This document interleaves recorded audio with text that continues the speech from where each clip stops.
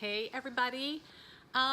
So many people were curious about my hair analysis that I thought when I got it back I would do a video. When I sent it out, I don't know if you guys saw my huge amounts of hair. Like, I was amazed at how much hair I had to send in. Like, I had to take little pieces from, probably about 4 or 5 places back here. And you put it on like a little scale that they give you, and you have to like tip the scale, and that's how you know that you have enough hair. It's a lot of hair. And then you cut it down to about an inch, seal it up, and send it away. So the CDC didn't show up in my driveway, so I was figuring I was pretty okay. I didn't know what was going on.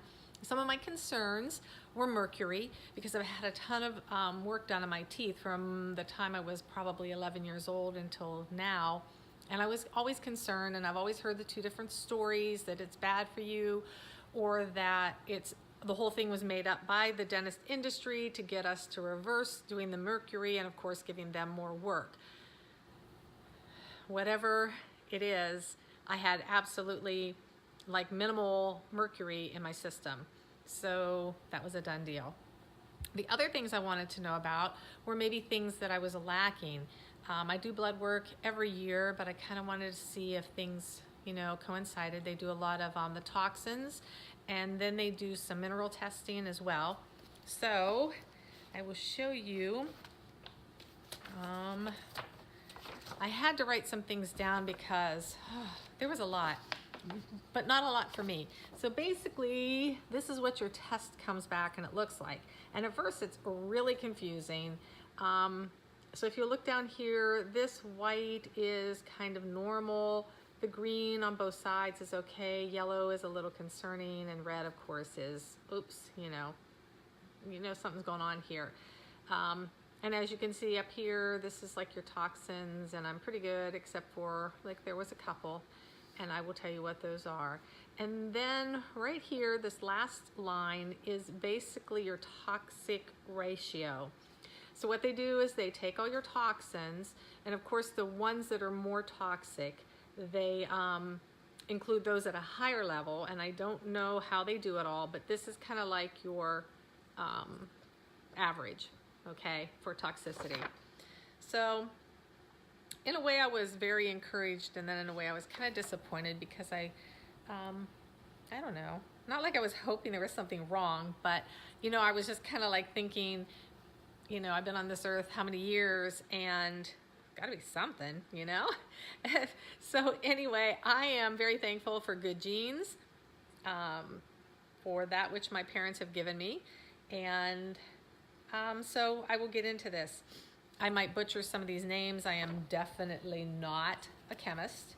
So what I did is, the ones that they give you, number one, they start off with copper, because copper, I guess, is a, basically it shows the entire body status. So if you have a really high copper or really low copper, it kind of shows off, like for toxicity, your whole status of your body. And mine was normal. And then some of the highs and lows were zinc high. Sometimes your zinc is high, and they say most of the time it is because people have dry, itchy skin or itchy scalp, and they use dandruff shampoo. I don't. The shampoo that I use is called Moroccan Method. It's plant-based. It has no toxins in it whatsoever. But I supplement with zinc. So my zinc was high. But when your zinc is high in your hair, it actually means that it's low in parts of your body. And that it's either insufficient or excessive. It's like they couldn't, I guess they can't place it. So that's where you go back to your blood draw and you look at that and you see where you are there. So then it tells you a little bit about zinc and how important it is and what its process is for you and how you can get it in your body. And some of the things are galvanized pipes, welding, chronic over supplementation. I don't think I'm chronic or over supplementing. And it says you should do about 100 milligrams a day. And other sources of zinc are from brass, bronze, white paint, and pesticide production. Pesticide production, okay, you know my big gripe with Monsanto and Roundup, glyphosate. So, I mean, we can all look at that and maybe that has a connection, who knows? Because I live up a hill from a huge corn and soy field, and I know that those are sprayed very heavily with glyphosate. My chromium was low, but it wasn't real low. But basically, in order for me to get more chromium into my system, I can up my B vitamin, my B6. It also, let's see, its deficiencies include conditions of hyperglycemic, transient hyper or hypoglycemic fatigue, accelerated arthriogenesis, don't even know what that is, elevated LDL cholesterol, increased need for insulin, and diabetes-like symptoms. I don't have any of those situations. I'm not real concerned about the chromium. I will look into my B6. And if you wonder why I'm looking, I have a window and I keep seeing things. It's really windy out, and so I keep seeing things like kind of go by. My vanillum is low, but this is typical. They say for people in the United States, and that it's basically, they measure it for clinical reasons only, that they don't have any kind of data to prove good or bad. So basically they just throw it in there because they're doing a clinical study themselves and trying to understand how valuable or invaluable this is to our bodies. My boron is high. So that is usually found with hair, but has correlations among B absorptions. So tissue and hair levels of B have not yet been determined. So B has a very low level of toxicity, so it's just something that they're not going to worry about. It's something that's present in soaps, cements, ceramics, and glass. Then I have strontium high, which it reflects a burden on the body if your strontium, which is SR, is high and has correlation with your calcium levels. And if it continues to be high, it adds to your calcification of your bones. It comes when your hair is being treated from permanent solutions, dyes or bleaches, chlorine in water. I don't do any of that. So that's something that maybe I need to take into consideration. They say it's not a big worry. One of the diseases that is associated with this is rickets, but rickets isn't anything that is a big concern in the United States right now. So those are the ones that they gave me. So then what I did is I went, and the only reason I did this is because the reason I found out that I had hypothyroidism is because I read my reports, and because I realized that year one, let's say my level was here with my thyroid, and then 2, it grew, and then it was here, but it was still in a good level, but my doctor wasn't saying anything to me. And I finally called her and I said, hey, should I be worried about this? And she was like, oh, you're just subclinical hypothyroidism. Don't worry about it. Don't worry about it. Had I listened to her and not worried about it, my treating myself for hypothyroidism, which it eventually developed into, would have been probably 2 or 3 years delayed. So that's what I'm thinking. That's why I look deeper into the results than what they do, because sometimes I just don't think that they give us all the facts. I know if we hold the facts in our hands, then we can make the decisions ourselves. So that being that, I looked into zirconium. So my zirconium was a little bit low, and you get that from your meat, dairy, vegetables, cereals, nuts. And it also gives you the amount of it to take. It's actually absent in urine testing. So that means that it is absorbed in the intestine. It does not, it doesn't pass through our bodies. Thallium, which is very toxic, I was low on, which is kind of a good thing.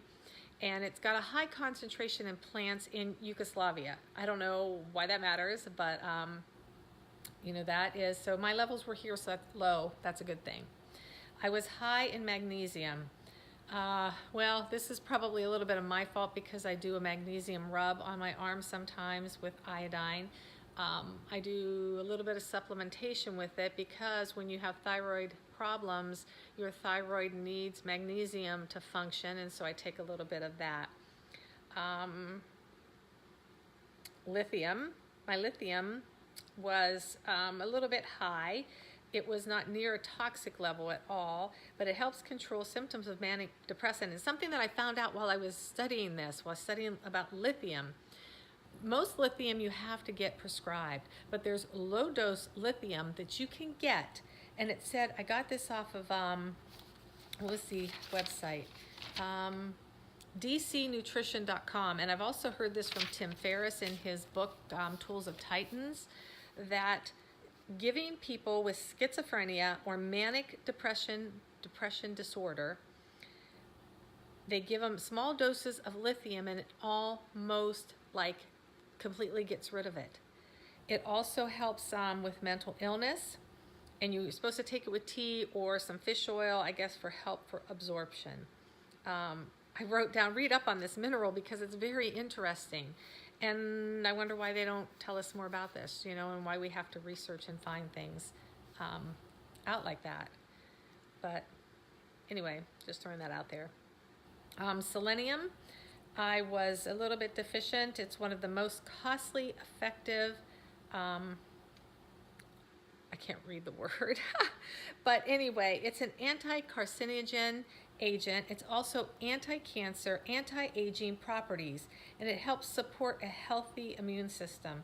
I already take selenium because, again, of my thyroid. It's one of the minerals that you should take to help you. And so that was basically it. What do I think about hair analysis? I think it's a great thing.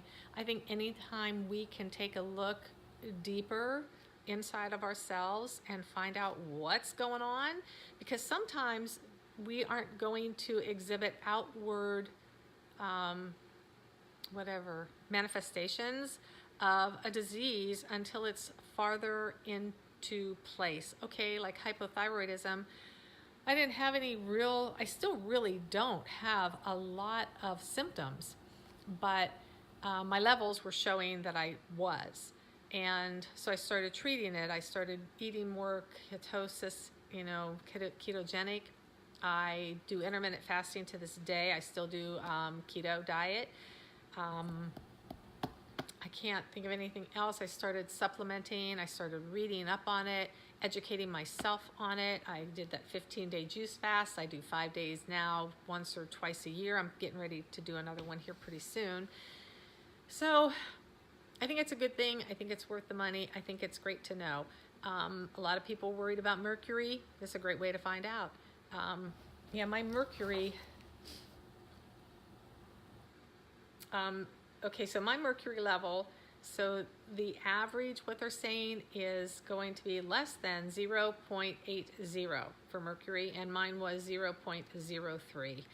So for somebody who's had an immense amount of mercury fillings removed, done it before we worried about mercury, and for me to have that little of mercury in my system, you know, again, good genes, I don't know why, but maybe the mercury scare isn't as bad as what people are saying, and I'm just going on me, I'm not going on anything else. I'm just, you know, I'm thinking maybe there's a little bit more to the story than what we know.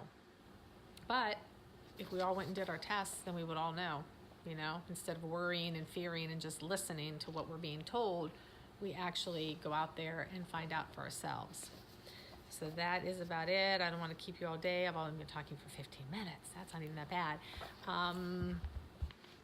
So would I do it again? Yep. And I hope you do it.